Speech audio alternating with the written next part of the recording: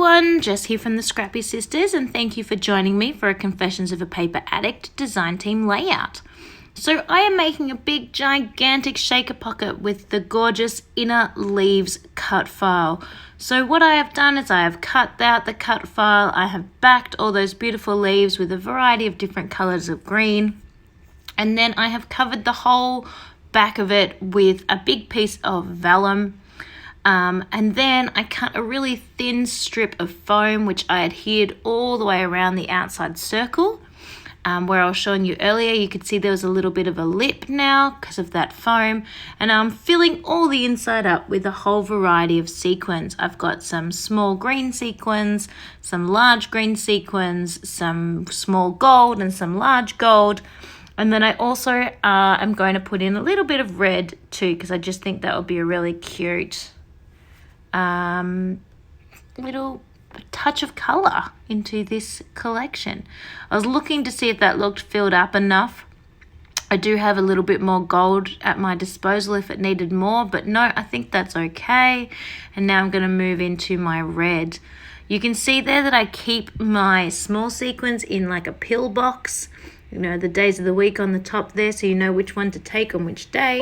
And I have my larger sequins in a magnetic spices container that sit on this magnetic shelf, and they're in little jars.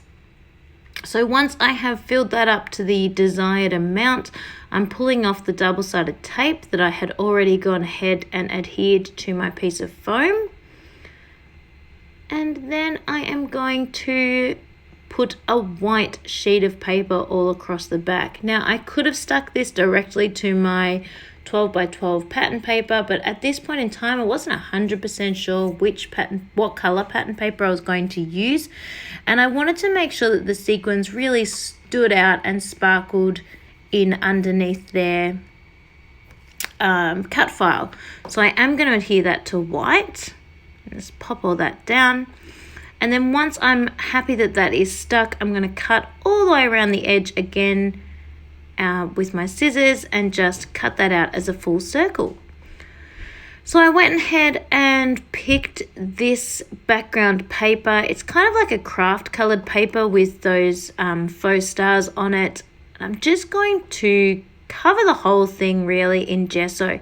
Now I don't need to cover the entire middle section. Obviously that's going to be taken over by the cut file or covered over by the cut file, but I just found by placing my gesso in the center I could sort of spread it a bit better and I had a bit more control over where it was going by using the center to sort of push it out from.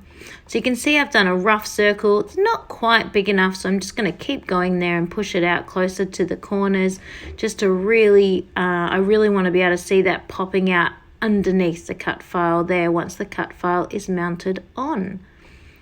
Just using a palette knife to do this and my gesso. And once I have that all spread out and around, I'm going to check that. Now that size is a bit better. I can see it sticking out underneath. I then went ahead and got my watercolor paints. I just got a really wet brush and I'm doing some splatters of this dark green color, and I'm just focusing those splatters around the edge of the circle because that's the only part you're really going to see once the cut file is down on the page. Once I've done some dark green, I'm going to clean off my brush and then go in with the light green. Again, a really watery brush just so that flicks and splatters really well. Do be careful if you're trying this at home. It is a little bit hard to control where these splatters go, and they will splatter all over your desk. So sometimes it's nice to do this inside a cardboard box just to give your desk and your space a little bit of protection from where all these splatters are heading. Once I have done this light green, I then clean off my brush again and go on in with some red. Do have to be careful splattering red. You don't want it to look a bit ghastly on your page, but I think in amongst the green this is going to work out all right. It's going to just give that Christmas colors feel. That one's quite a deep red, and then I'm going on in with some gold. This is my Heidi Swap Color Shine. Now at this point you haven't seen a lot of my actual cut file yet, so I am going to come and show you how my cut file looks in just a moment. So here it is. It is all stuck down now, all adhered down. It's stuck down flat onto my page. And so you can see now why I chose to put the white behind the cut file. I really wanted the sequins to really sparkle and pop from behind the beautiful leaves on the cut file. And you can see I used 3 different colors of pattern paper to back my cut file: a deep red, a sort of tealy green, and almost like a leaf pattern. I just wanted to change it up a little bit with the different colors that I used. And I really love the effect of having different patterns in behind each of the different leaves.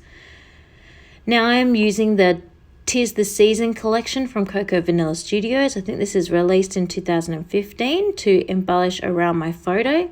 This is a photo of how we have our Christmas Eve dinner with my family.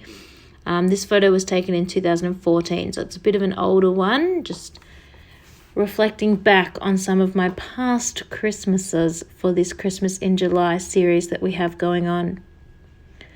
I knew the minute I saw this cut file come out in July that it was going to be perfect for a Christmas layout. It in no way is a Christmas cut file, but I just really loved that look of the leaves, and the berries really spoke to me about a Christmas sprig and what you can often find as a Christmas plant, I suppose, or a Christmas ephemera during that season. So it I really knew straight away that that's what I wanted to use. So I'm happy with how that is looking. I decided sort of spur of the moment that I might use this wood veneer as my title. I've had this wood veneer for a very long time and I've not used it at all.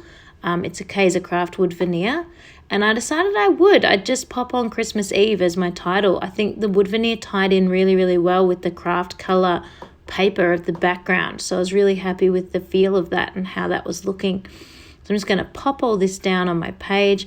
I am just going to stick my photo flat. I often stick my photo up on foam dots, but because the whole cut file is up on foam, I was going to end up with quite a large quite a lot of dimension if I wasn't careful. So I'm just going to stick that straight down flat, then gluing on all of my little embellishments. I alternate between glue and double-sided tape when I do my scrapbooking for no real reason. The glue is easier, but depending on what it's adhering to, the double-sided tape or the glue might work better. So I am still going to put a few little bits and pieces up on foam just to add a bit of dimension to the embellishment clusters, but not too much because I'm concerned about having too much dimension on the page. I could have created a shaker pocket without having the foam to hold the sequins in. You don't have to have sequins. I just really like the look that having it pop with sequins, having it pop off the page gives, and it sort of gives the sequins a little bit more of shaking room.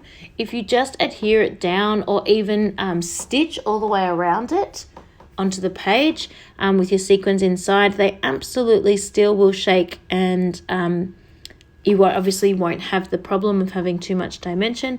I just find that sometimes the pocket can get a little bit tight and it might not shake quite as nicely, but both ways 100% works by putting some foam around the edge or just adhering or stitching the edge straight down to the page. Either one would be perfect. So I'm going to glue down my title, of course, because wood veneer would be impossible to try and double-sided tape carefully. And that will take a little minute to dry. My glue is just a white PVA, so it's certainly not a quick drying glue, but it shouldn't take too long. Generally, I don't find it is too much of a problem. So I was basically finished at this stage, but I knew that it was missing something. It needed something else.